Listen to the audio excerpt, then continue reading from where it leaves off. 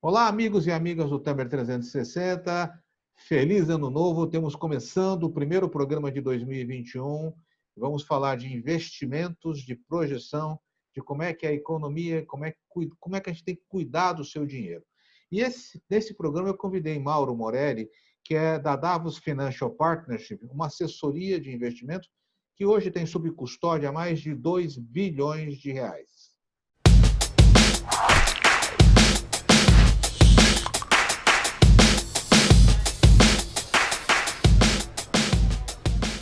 Mauro, muito obrigado pela sua participação aqui no nosso programa de início de ano.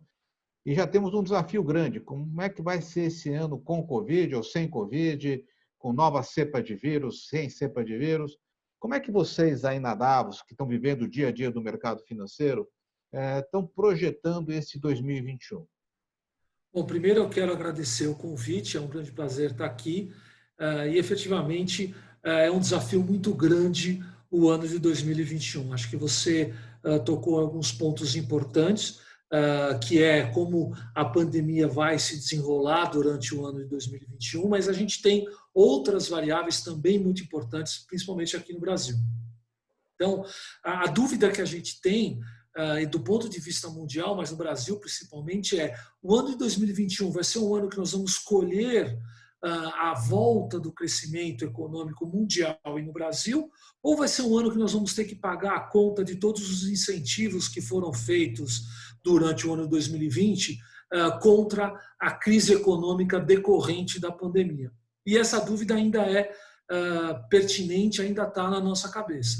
A gente aposta, a gente ainda tem uma crença que vai ser um ano mais positivo do que negativo, então a gente acha que vai ter uma retomada principalmente mundial e focada, vamos chamar assim, capitaneada pela Ásia. A gente acredita que o mercado asiático vai puxar esse crescimento mundial e a gente espera que o Brasil possa também entrar, surfar essa onda, não uma segunda onda de pandemia, obviamente, mas uma onda de crescimento, e que a gente possa retomar um crescimento, níveis, patamares de crescimentos melhores do que a gente tem visto nos últimos anos. Lembrando, né, que é um número para a gente muito icônico, que o PIB nominal do Brasil, não é per capita, nada disso, o PIB nominal do Brasil fecha o ano de 2020 em patamares de 10 anos atrás. Então, a gente está com o tamanho do país quando a gente estava em 2010.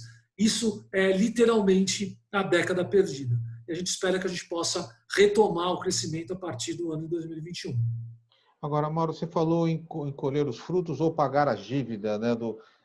Você acredita que vai ter um novo parâmetro para a questão dívida-PIB? Quer dizer, questão dívida-PIB é realmente o melhor parâmetro para você avaliar o nível de solvência de um país? Ou a gente tem que também rediscutir um pouco isso?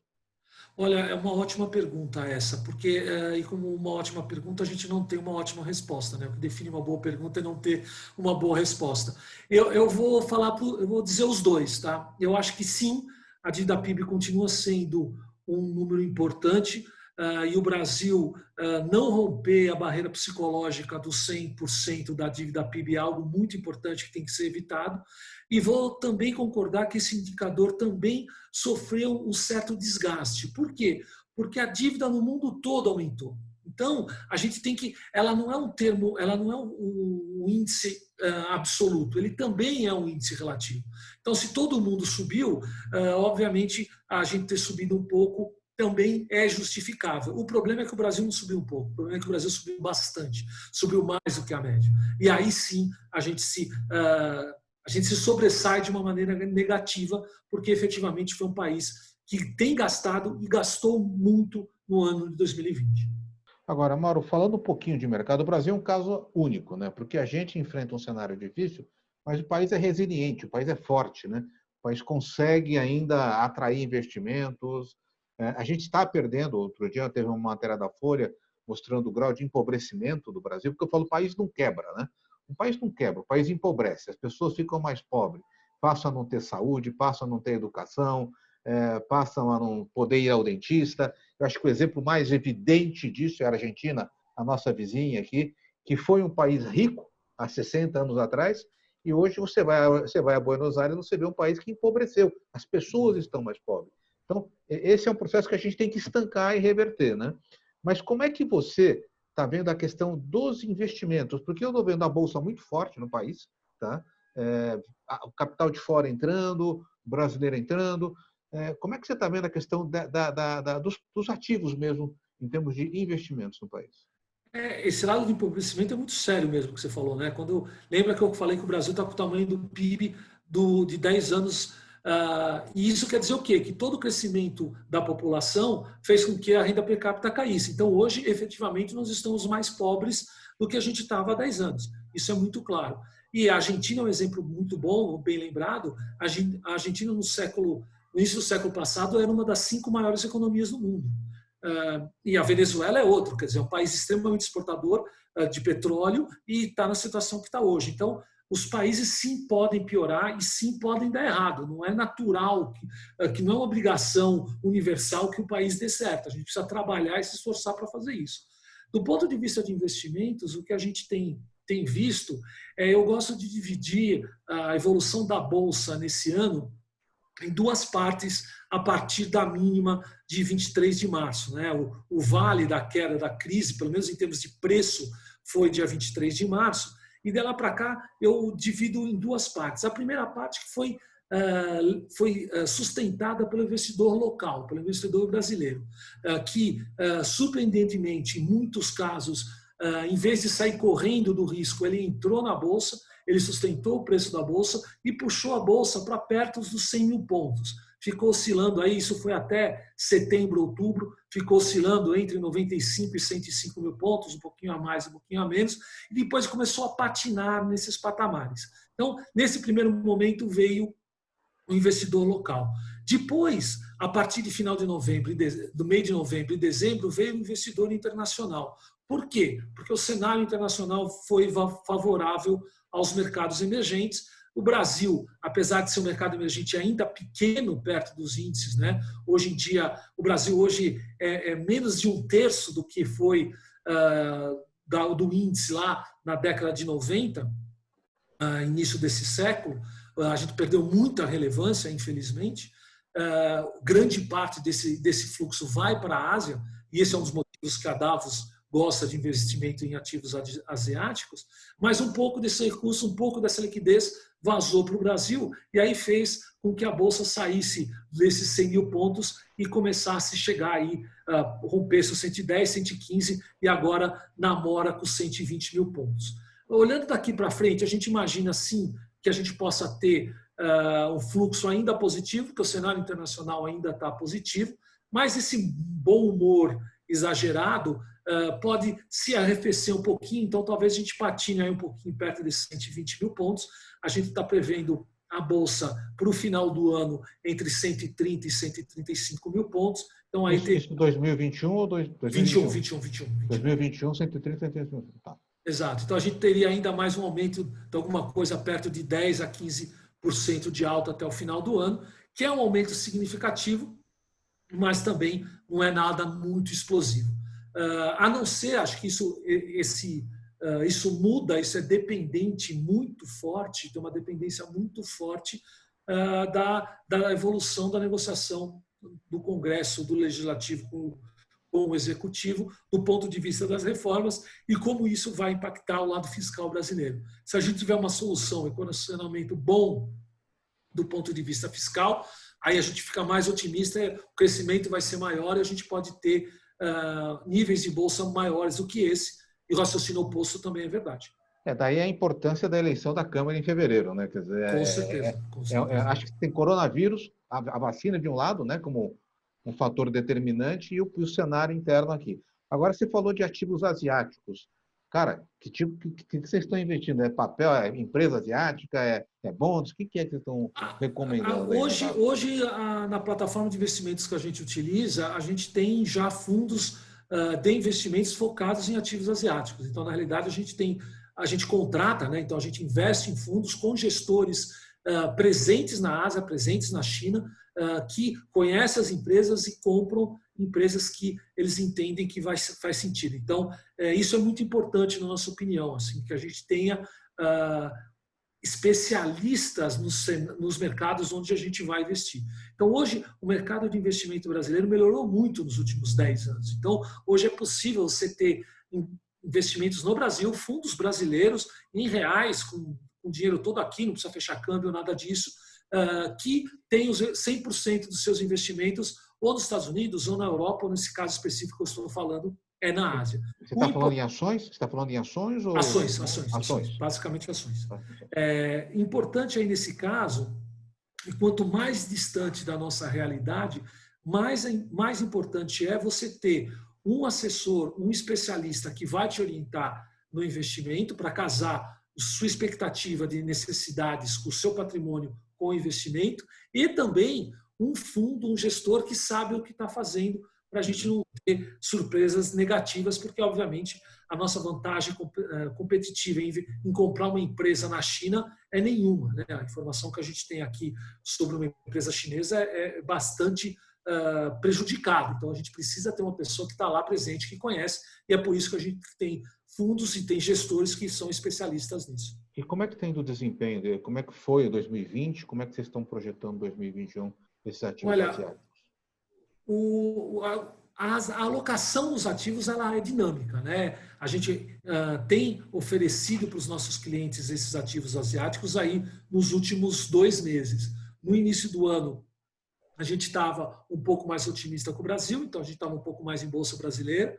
A partir da pandemia, a gente ficou mais conservador.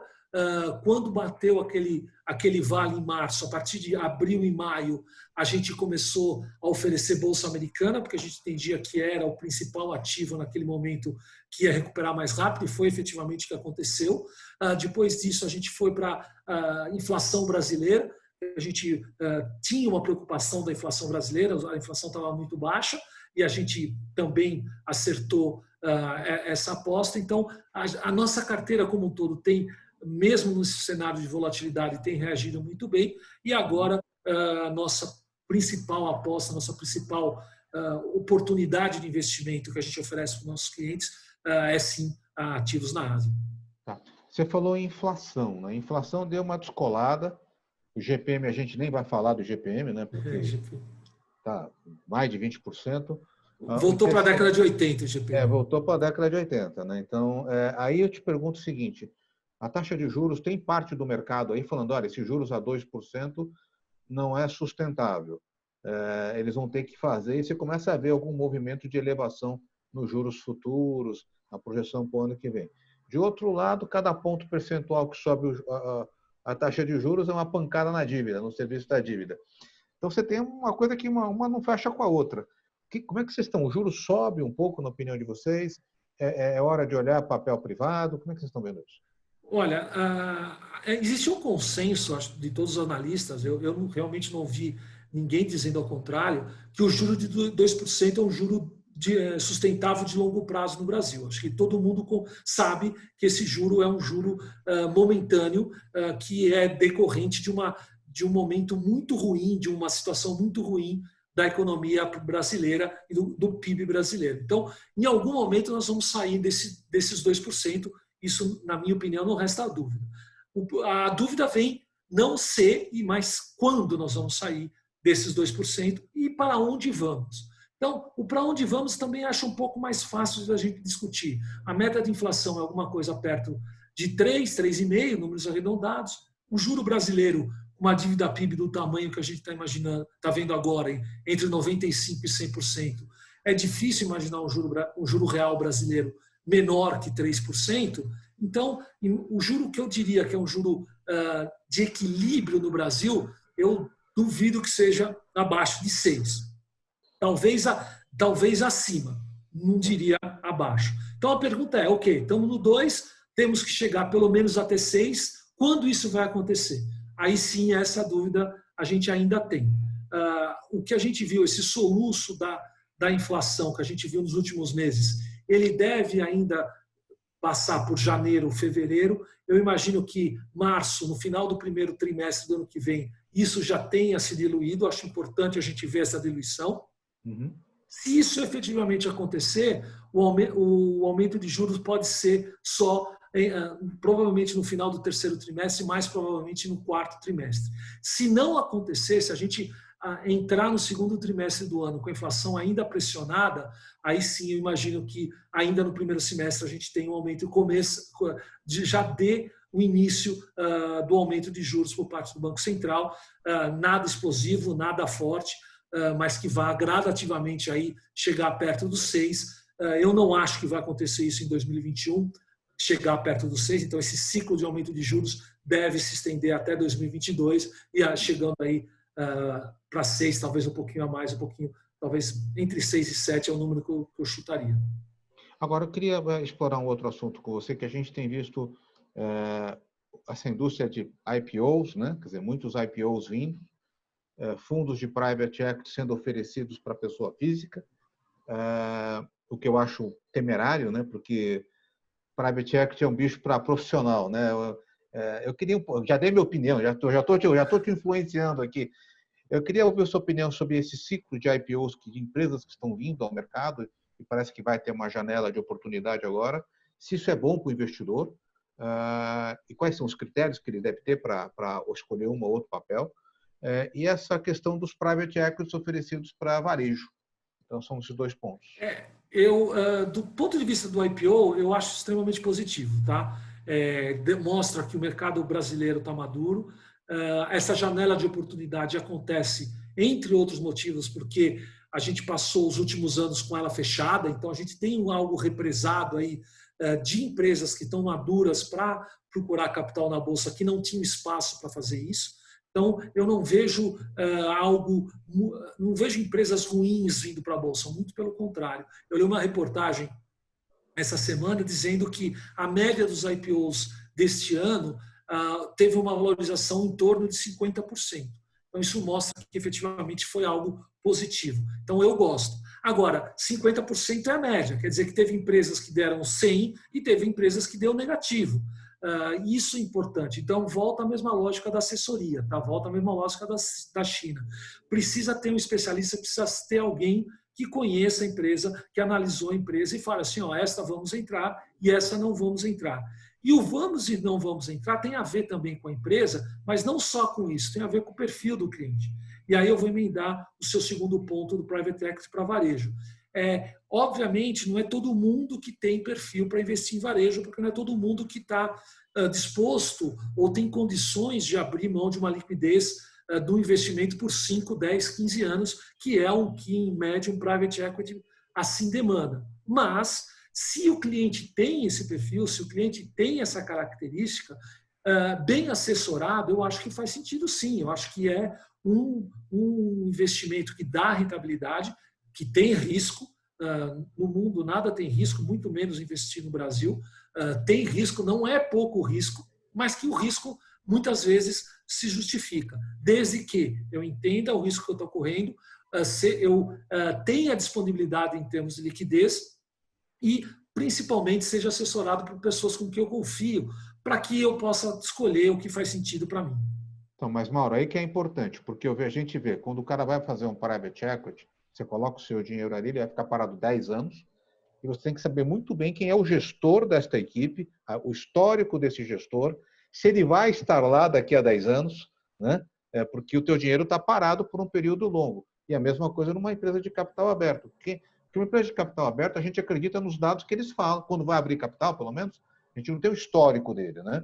A gente tem, eles estão entrando e estão contando números para a gente. E aí o papel de vocês aí é fundamental. Falou, pera um pouquinho, essa aqui eu estou um pouco desconfiado desses números. Para mim não está muito clara essa história. Vamos ver melhor. É isso, né?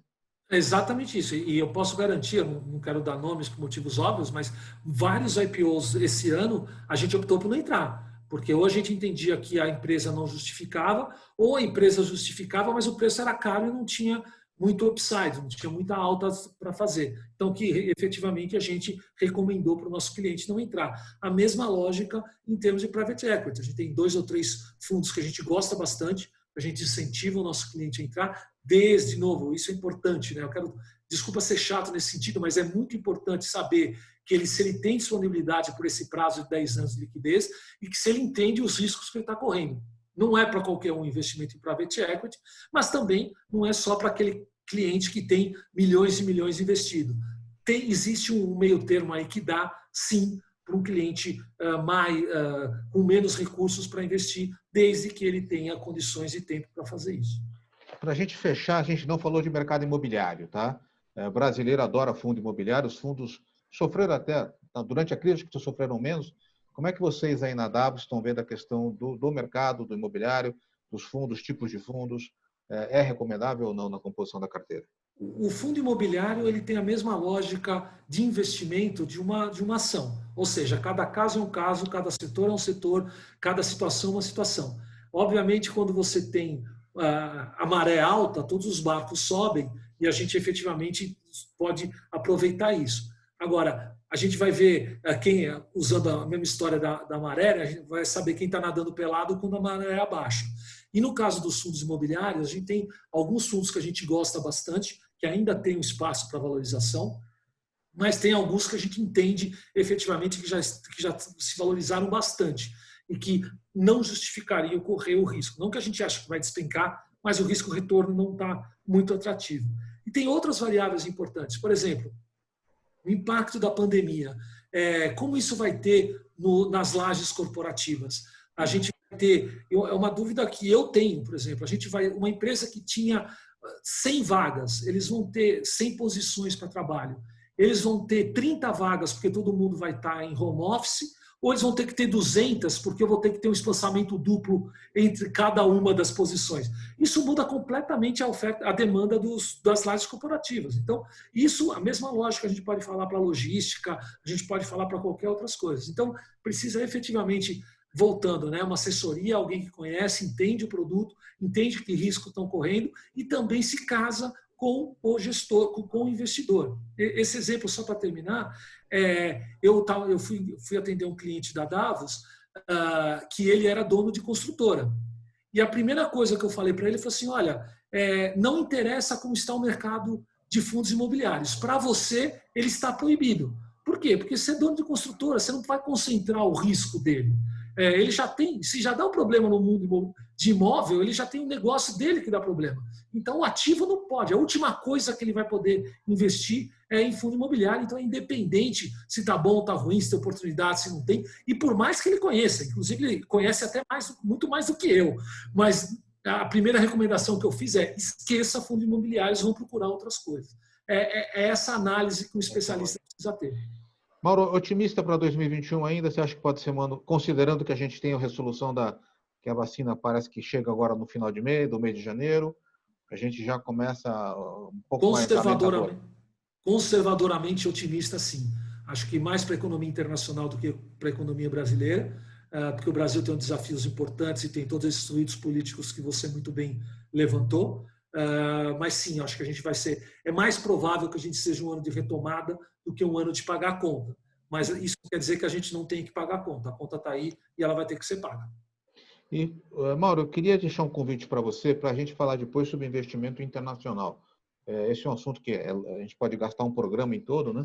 Mas vamos deixar passar agora início de ano, a gente começa a nossa atividade, e fica esse convite para a gente falar do que nós, brasileiros, podemos alocar no exterior, como podemos fazer e qual é esse tipo de cenário. O convite está feito, espero que você aceite.